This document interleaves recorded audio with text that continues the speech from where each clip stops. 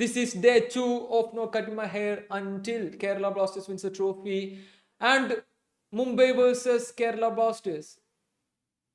Very disappointed, man. Like seriously. സംഭവം ഇത് നമുക്ക് ശീലമുള്ള ഒരു സംഭവമാണ്.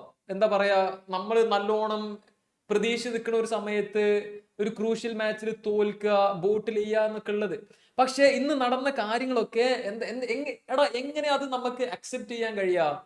സന്ദീപിനോടാണ് ചോദിക്കേണ്ടത്. ഈ സ്ലിപ്പായി വീഴാൻ പോയി, അതൊക്കെ ശരിയാ. എന്തിനാ ഓനെ പിടിച്ച് വലിക്കണ്ട്?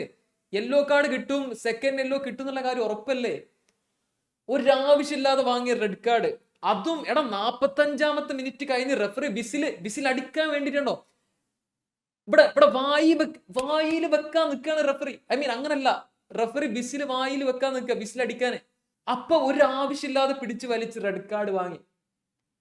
കോച്ചാണെങ്കിൽ അപ്പോത്തിന് നമ്മളെ ഫോറിൻ പ്ലേയേഴ്സിനെയും അറ്റാക്കേഴ്സിനെയും എല്ലാരും വലിച്ച് നമ്മള് ഇനി ബസ് പാർക്കോ ട്രെയിൻ പാർക്കോ എന്ത് മാങ്ങയാണെങ്കിലും ഇനി ഡിഫെൻഡ് ചെയ്യാന്നുള്ള പോലായി, ഇനി സമനില മതി എന്നുള്ള പോലായി. അതിന് ഞാൻ കോച്ചിനെ കുറ്റം പറയൊന്നുമില്ല, കാരണം നമുക്ക് ഡ്രോ മതിയനും. പക്ഷെ എന്നാലും